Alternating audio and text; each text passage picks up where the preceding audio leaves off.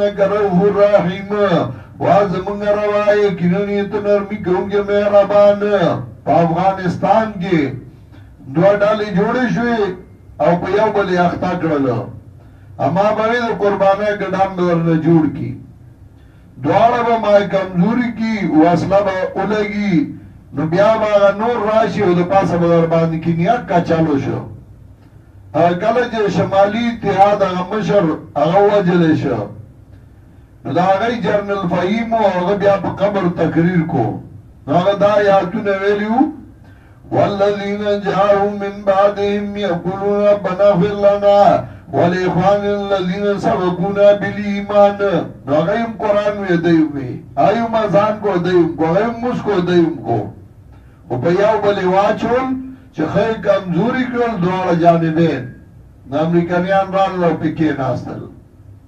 او اوس هم دغه لبه په پاکستان کې کوي، خو پاکستان او افغانستان ډیر جدا جدا دي. ښه دلته هغه لبه نشي کولی چې دلته به ټیک دی یو واښ یې وکړ خلک ناپوه نشي کولی. هغه دلته یو مړم دي اوس پښتون او نور جنګی اجداو جنگی کمزوری وکی نو دلتی براشی کے بنی دلتی آغا نشی کولے وایا.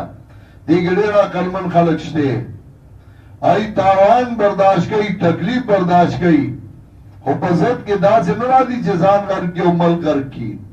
من خپل ملک نغرق ٹھیک دے دا من ډیر تاوان شوے دے او من سارا ډیر ظلم شوے دے، زمان ډیر بی گناہ مرگری وجل شوی دی، زمانگا ډیر مدرسې روانی شوی دی.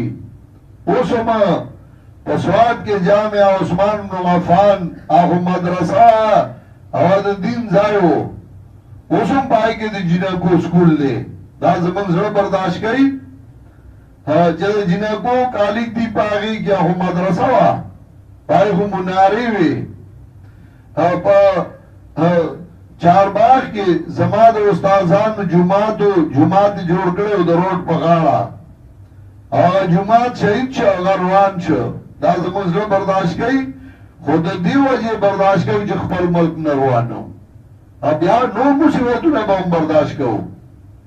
لنصبرن علی ما اذیتمونا، موږ به نور هم صبر کوو، خو موږ به چرې داسې حرکت نه کوو چې موږ خپل ملک روان کوو. د خپل ملک ادارې کمزوري دې ادارو کې به الله نیکان خلق پیدا کی.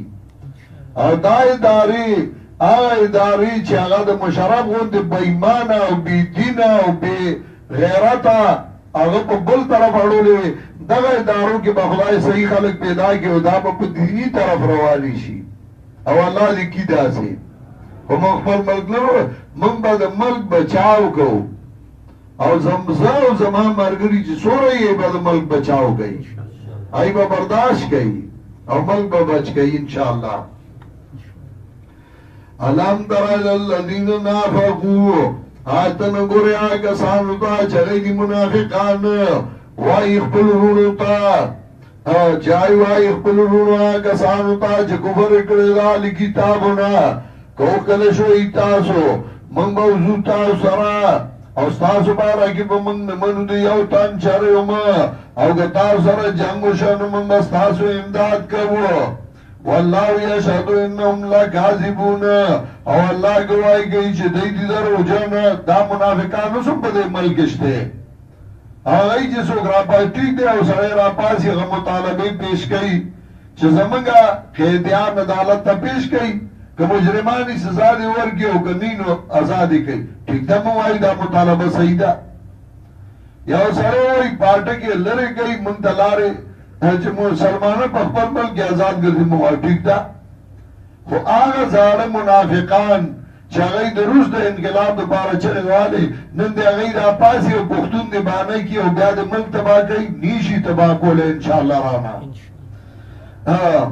وَإِن قُتِلْتُمْ لَنَنْصُرَنَّكُمْ وَاللَّهُ يَشْهَدُ إِنَّهُمْ لَكَاذِبُونَ.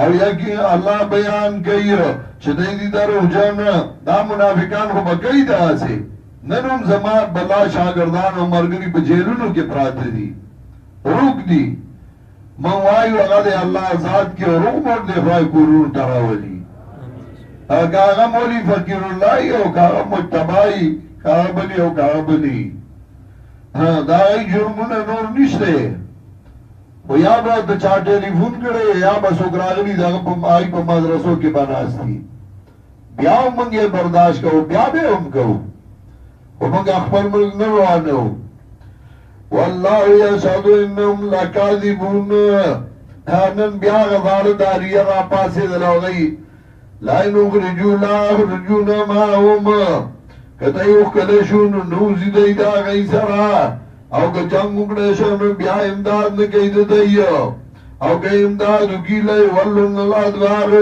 نوا بڑیشا بیا بد امدادو نکشی لانتم شد رابطن فی صدور من اللہ خامغا تاسو دیر ساخی دروغا چولو پسینون دائی کے طرف دا اللہ نا ذالک بینم قوم اللہ افقہون دا دید وجنا چدئی او قوم دن پوئی دون کی یعنی زمان منگا ہو ہمیشہ دا خیر خبرہ کردی دا زمان جماعت دا خیر وائی خبرہ کردی دا نقصان ندا کردی خبر ذاتی خبرہ اگا منگا پا دینی خبرہ ندا مقدم کردی یعنی ذاتی وہ زمان بھی عزتی شوئے ہوا زیم بوتلے ہوا او بیا اللہ سرہ زمان لاشل را دی ملمانو او دا خرچے کے دے او لفظ 2 لاکھ روپائے زمان لگی دلے بیا زدار چانا زیاد زدی بے بیار دی ذرا پاسما ورنہ مخبر ملک نے تباہ کہو